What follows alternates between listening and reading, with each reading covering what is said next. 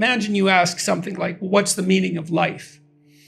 And I would say, well, you should reformat that question, because it's not a good question, because it implies that there's a meaning to life, a meaning. And perhaps there isn't a meaning. You could ask, well, where do people derive the meanings in their life? Well, you tell me, but I'll make a little list and see if you can add to it or object to it. You probably need a career or a job. Well, why? Well, because otherwise you'll starve and freeze. Like, it's a necessity. You have to generate enough to protect you from the elements, let's say, to protect you from privation. That's not a consequence of capitalism or anything foolish like that. It's a consequence of hunger and the need for shelter. Capitalism is an attempt to address that, not to cause it. And you could argue that another system might do it better, but even if you did argue that, you can't lay the necessity at the feet of capitalism. You need a career and a job, partly out of necessity, partly because we need to be of service to other people. We need to be of service to the community. It's a deep need for people, especially if they're conscientious and agreeable. You need to be educated to the limits of your intelligence. You need an intimate relationship. You need a family. You need friends. You need to take care of your mental and physical health. You need to regulate the effects that temptations have on you. And you need some sort of higher order spiritual or philosophical pursuit. Well, those are all socially mandated roles to some degree. And you don't want to demolish them because you're left with nothing. Having nothing is not a good place. It's not freedom. That's foolish to think that. Freedom is the ability to choose between jobs, let's say, not to choose whether or not you have a job. When I was younger, when I was 10 or 12, I used to think that being an adult meant doing whatever you want. It's only when I got older that I realized being an adult actually means having responsibility. A sign of maturity isn't doing whatever you want, whenever you feel like it. It's having obligations and responsibilities toward other people. You just made a case for identity as social responsibility and duty. That's a lot different than identity as felt sense. I mean, it's just not helpful to have your identity be your felt sense because it doesn't buy you anything. And you pointed out that for you, there's some peace in fulfilling your roles properly. So you have a number of games which you chose to some degree voluntarily, but which are also socially structured. You find satisfaction and freedom from anxiety in playing out those roles properly. And that is what people are like. And demolishing those roles, criticizing them as purely oppressive, let's say, is not helpful because it leaves nothing. And that's a terrible state for people to find themselves in, to have nothing. You're very fortunate if you're constrained by a number of functional roles. It's what everybody needs. I mean, some people need less of that than others. If you're highly open in your personality, so fundamentally creative, and you're low in conscientiousness, so you don't like order, you don't need order, well, a little bit of structure goes a long way, but there aren't many people like that who are highly functional. It's also extraordinarily difficult to make your way in the world as a spontaneously creative person. It's very difficult to monetize that.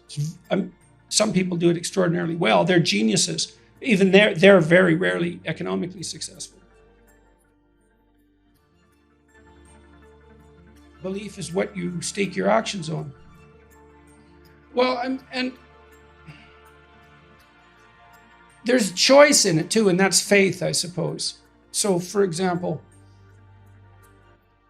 faith isn't the decision to believe things that are preposterous.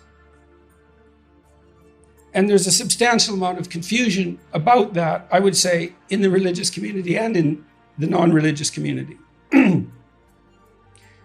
So, for example, you can decide that it's better to tell the truth than not to.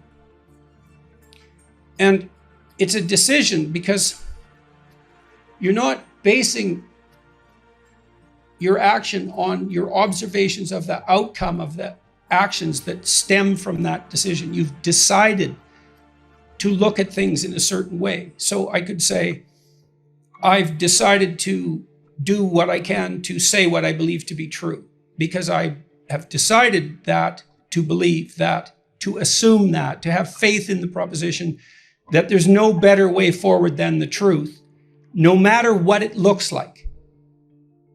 And that's the thing. That's why the decision of faith is necessary, because it gives you a particular angle on the evidence. You know, maybe I say something I believe to be true and I get in trouble. And then I might say, well, the fact that I got in trouble indicates that saying what's true wasn't the right thing to do. It's like, no, not necessarily. It might be that saying what I believe to be true was the right thing to do, despite the proximal outcome. You have to make decisions about how you're going to interpret the facts. You have to make decisions about that. Those are decisions of faith. And so then you decide what you have faith in. Well, here's some things that I would like to have faith in if I could manage it, if I could be strong enough to manage it, let's say.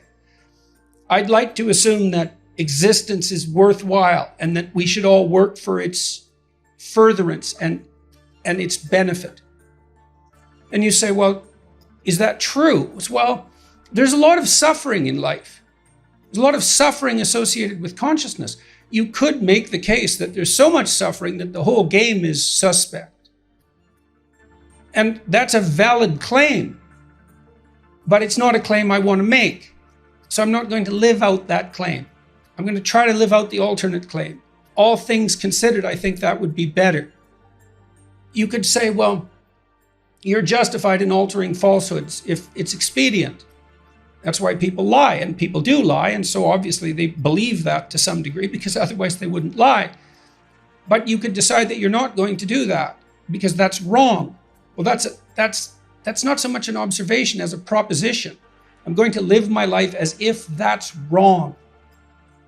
And I've derived both of those principles, let's say, the wish for the furtherance of being and the idea that truth is redemptive. Those are fundamental Judeo-Christian propositions, maybe the most fundamental Judeo-Christian propositions.